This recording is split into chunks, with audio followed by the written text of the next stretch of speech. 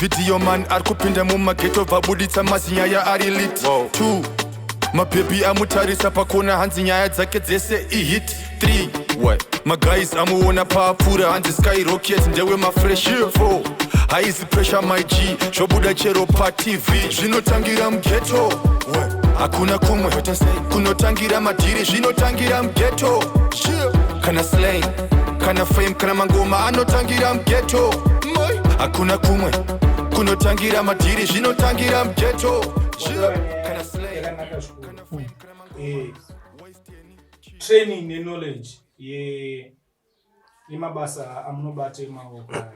Do you think people are doing enough to train to understand kuti sound ramunoita imwe kuti ibasa rinouswa nevanhu vana 3 or 4 or 5? Ukonaje? Ndinoona hangu mai manje kuti vanhu ndopa kumbitoka unzwisa mbona unonzwa kana ma production yani kana 2-3 matag. Yekuti anoita se varubatsirana but chandiri kuona ngechiuta ngechishoma ndikuona ngema workshop. Okay. Ma workshops anenge atange mashoma ndinoona ngedai kuti vanhu vabatsirane havasi kunyatsosvika chezvo otherwise vari kubatsirana pamwe for example ndina oskit oro ndijipa zinatamuka already vanhu vanotoziva zvavari kuita but kuna vamwe vapfana vari kumashure bosi isi ukura kajamani vapfana vari kumashure kwanozobatsirana kana isi ngoramba tichingobatsirana tiricho.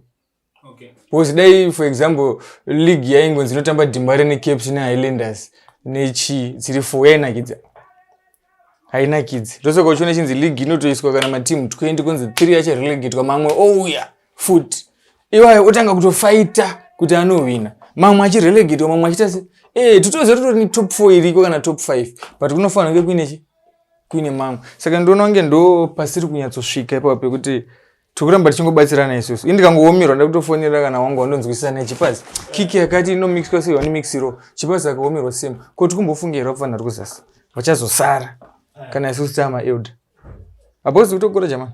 Okay, since munotozvitaura do you think mune solution here to this? Ini ndotofunga kuti sezvandanchikudza kuti ma workshops akati one day magitari ekubatsirana vachinoonesa waibata kuti tinodai for example ma big producer ariwo anenge achito leader inini mixing yangu tofarira zvakati for example vafana varipo wandiri even nyanga panzi paribhodhora madola $2 ekunzi vanhu vauye vafana nokwasa nguwa utinge kuwana mvura madrinks ichingoti vanhu vachingota se yavari kuita munhu achingopawo ruzivo rwake but at the end of the day German hapana nyange zvikapita sei handife ndakagadzirwa ngeiwewe chandingatokwanisa equality yekuti uonesane kuti quality yangu inodai tongo satisfied kuti quality inonorira pamaspika but hakuna German munhu anofa kaita wanga anorotedzera Sauro cha but Sauro ndiani Sauro German nyange rikabuda ne uko German rikabuda ne uko rikaenda ne uko Sauro ngene tingwe tuntu twaiita unfortunately hasipo zvake but munhu kuti angene tingwe tuntu twaiita tikoti nyange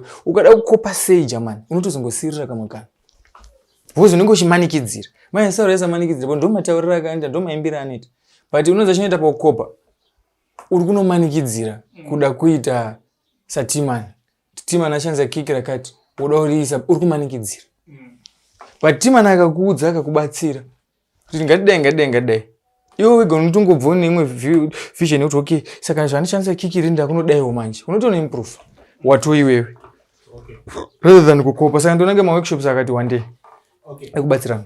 Do you think sound ram Zimbabwe we call the sound of Zimbabwe? Do you have a sound that you the sound ram Zimbabwe?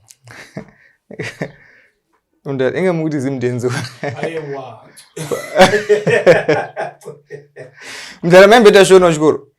Maizi yenze rhetoric question ya. Ndoenda kupa. Ndiye mandibvunza kambe. Unibvunza mvunzo nando.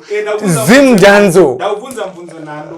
Uri particular kuti ndire follow up question waenda kubvunza kudaro. Haini ndotoona kuti toti Zimdancehall ikoko German. Shoti orewo toti sound yedu. Okay. Do you think tunokwanisa kuexporta Zimdancehall? Muda kuexporta kunani? Kunze. Kuti vadi? Vatiterere, vatinzwe, titengese. Uye muda wanzwa kunze. Ndo zvamuri kushuvira. Tonzwikwa totadzane. Iye marketing chete. Muno industry yedu ina mari German. Industry yedu ina mari. Vanhu veve vanobhadhara. Handimbodi kunyepera German. Kuna na trace kuna nani kwezuka kama video ingada kutoendeswa. Endo taifa ngeti chishuta ma video. Chaiwo. Video yakuti ushute maybe ngene chitokosta 1.5-2,000. Oza still remember ndakambotera nemwe artist rimwe gore. Amuombe. Tichitaura taingodiscussa like discussion. Akandionesa zvimwe zvinhu ndaita kuti but mudare mimi nelevel ramunare even mukaenda econet kana kupi.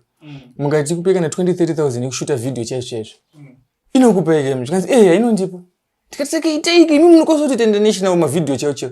Chikanzi wangu ndikashuta video wandapuwa 30,000 ndozodi. Vachandipa here imwe kushuta imwe chito. H3 H4 indasata zvagaranted kuti video yechandidzosera mari. Apa ndiri bozi paunosvika unaana trace artist yese kubva muno machina unaana trace anosvika ari upcoming ajama anoza. Ende upcoming unofanira kupomba mari kuti zvinhu zviitike.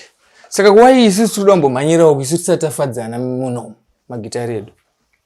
Nyazosvika level chari kunyazonzi pane maartist kana 10 chaiwo ari kunyatsodai ane music chaidzo. Unless kana mwino amuru fungo tika exporta ningi. Pana mamuchifunga here mudare. And the fact that I'm saying one. Saka it means aiwa zvakangofanana it means tofana kushanda. Toda kumhanyirira zvekunze. Ngatimbopedzeka zvemuno. Okay. Ngatipedzesa mamuchitaura kuti kuimprove maquality amamuchimbobvunza kudi. Ngatimboita izvozvo.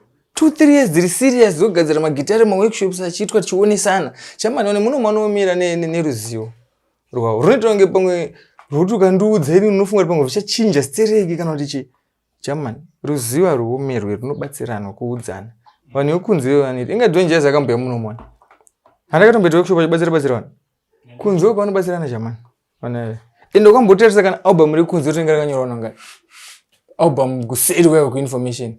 Ningi zvakanyorwa malyrics naningi, verse rakazoitwa naningi, chorus yakaitwa naningi, beat kicks ningi, akarenja ndiningi, akadaiwa akaisa gitari, akazoisa acoustic, akazoisa bass. Zvese izvozvo.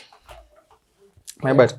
Tiri papo Timan pane imwe perception I'm sure the majority yevanhu or ma music practitioners pamwe avaibata. Kuna producer anditi. Kune munhu anomixa anditi. Ndizvere. Taura mudara point initi.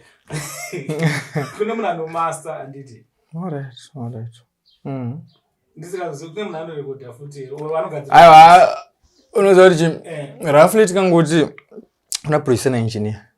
Okay. I think tikazvisa term yakadaro. It's very simple. Kana Timan uri classified sechi. Mubvunzo yedu ubvunza pakamera. Wow. Zimdancehall stories. Ikuratidza ma true stories. But wakadhisa chikwata muvengi wangu. You go die broke. Zvinotangira mughetto. Hakuna kumwe kunotangira madhiri. Zvinotangira mughetto. Kana slang, kana fame, kana mangoma anotangira mughetto. Hakuna kumwe kunotangira madhiri. Zvinotangira mughetto. Kana slang, kana fame, kana mangoma.